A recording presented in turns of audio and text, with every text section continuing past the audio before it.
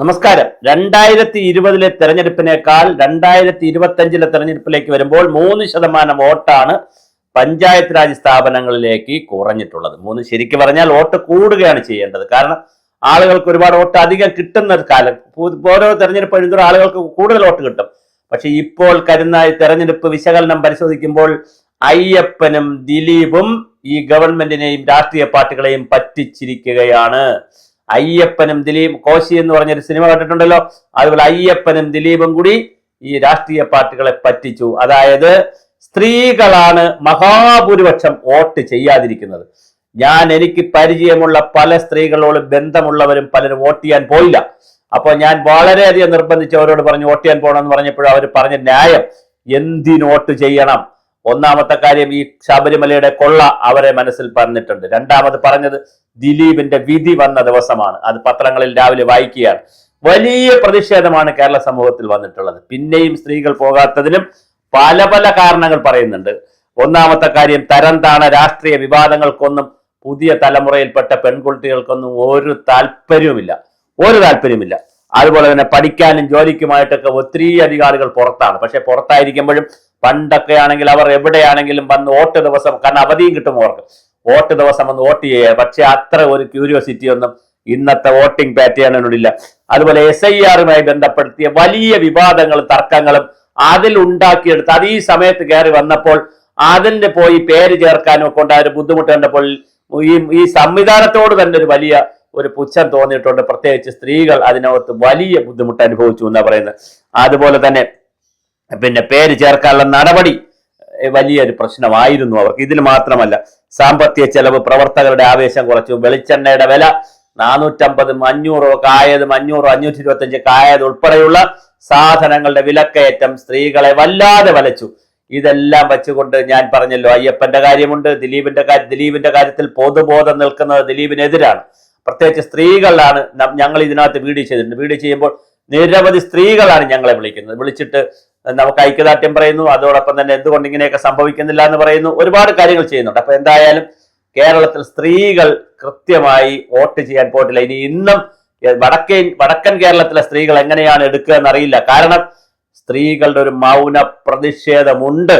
പക്ഷെ എന്ത് ചെയ്യാൻ, നിർഭാഗ്യവശാൽ ജനാധിപത്യത്തിൽ അങ്ങനെ പണ്ട് കാലത്താണെങ്കിൽ പോയി വോട്ട് ചെയ്താണ് പ്രതിഷേധിക്കുന്നത്. കാരണം ഇപ്പൊ ശബരിമല വിഷയമൊക്കെ വന്നപ്പോൾ LDF എടുത്ത CPM എടുത്ത നിലപാടിനോട് താത്വികമായിട്ടൊന്നും അഭിപ്രായമില്ലാത്തത് കൊണ്ട് അത് UDF പാർലമെന്റ് തെരഞ്ഞെടുപ്പിൽ എല്ലാവരും ഈസി ബാക്ക് ഓവറായിട്ട് ജയിച്ചത്. പക്ഷെ അങ്ങനെ ഒരു പ്രതിഷേധം രാജീവ് ഗാന്ധിയുടെ മരണശേഷം അല്ലെങ്കിൽ ഇന്ദിരാഗാന്ധിയുടെ മരണശേഷം ഒക്കെ ആളുകൾ വലിയ തോതിലാണ് പോയി കോൺഗ്രസിന് കണ്ണുടച്ചുകൊണ്ട് വോട്ട് ചെയ്തത്. അത് ചെയ്യും. പക്ഷേ ഇപ്പോൾ അങ്ങനെ ചെയ്യുന്നില്ല. വോട്ടിന് പോകാതെയാണ് പ്രതിഷേധം. പോയാൽ നോട്ടയുമില്ല. അങ്ങനെ ഒരു പ്രശ്നവുമുണ്ട്. ഈ ഇലക്ഷനിൽ പോയാൽ, പഞ്ചായത്ത് ഇലക്ഷനിൽ നോട്ടയില്ല.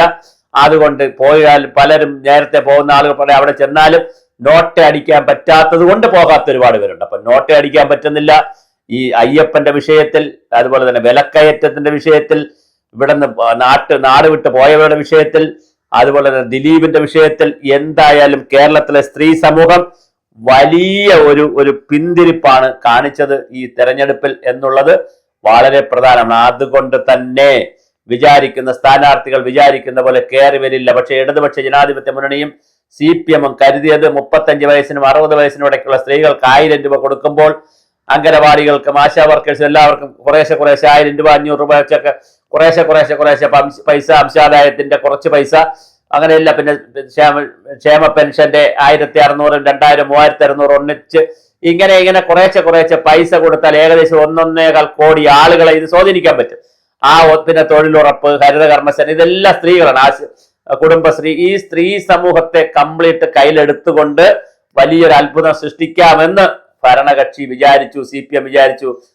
പടലം പെട്ടിരിക്കുകയാണ്. കാരണം സ്ത്രീകളെ സംബന്ധിച്ചിടത്തോളം, അല്ലെങ്കിൽ മനുഷ്യരെ സംബന്ധിച്ചിടത്തോളം അവർ ഇതിന്റെയൊക്കെ മുകളിലാണ് എന്ന് ഈ തെരഞ്ഞെടുപ്പ് തെളിയിക്കുകയാണ്. അപ്പോൾ തെരഞ്ഞെടുപ്പ് രാഷ്ട്രീയം എന്ന് പറയുന്നത് കേവലം ആനുകൂല്യങ്ങൾ മാത്രം കൊടുത്തുകൊണ്ട് കേരളത്തിൽ പിടിക്കാൻ കഴിയില്ല എന്നുള്ള ഒരു വിഷയവും കേരളത്തിലുണ്ട്. തമിഴ്നാടോ മറ്റ് സ്റ്റേറ്റുകൾ പോലെ, ബീഹാറിൽ നമ്മുടെ നിതീഷ് കുമാർ പരീക്ഷിച്ചതുപോലെ സ്ത്രീകൾക്ക് ഒരുപാട് ആനുകൂല്യം വാങ്ങി കൊടുത്തത് കൊണ്ട് കേരളത്തിൽ ഒന്നും നടക്കാൻ പോണില്ല. ഈ കൊടുത്തോ ഇല്ല എന്നുള്ളത്, എല്ലാവർക്കും കിട്ടിയോ ഇല്ല എന്നുള്ളത് വേറെ വിഷയം. അടൂർ ഫാസിലിന്റെ സിനിമയാണെന്ന് എനിക്ക് തോന്നുന്നു. പണ്ട് തെരഞ്ഞെടുപ്പിൽ മത്സരിക്കുമ്പോൾ സദ്യ നടത്തും.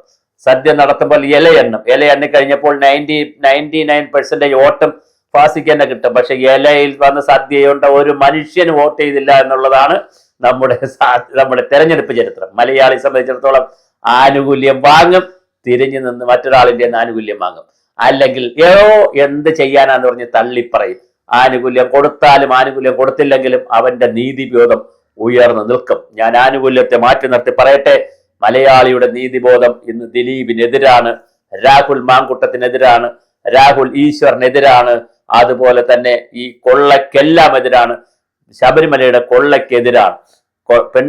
നമ്മുടെ മുഖ്യമന്ത്രി പറഞ്ഞല്ലോ, സ്ത്രീലമ്പടന്മാരുടെ പാർട്ടിയായി കോൺഗ്രസ് അതപ്പതിച്ചു എന്നൊക്കെയാണ് മുഖ്യമന്ത്രി ചോദിക്കുന്നത്. അത് ചോദിക്കുമ്പോൾ ഒരു വിരൽ മുഖ്യമന്ത്രി തിരിച്ച് മുഖ്യമന്ത്രിയുടെ പാർട്ടിയിലേക്കും ഒരു വിരൽ ചൂണ്ടണമെന്ന് കേരളത്തിലെ സ്ത്രീകൾ സധൈര്യം പറയുകയാണ്.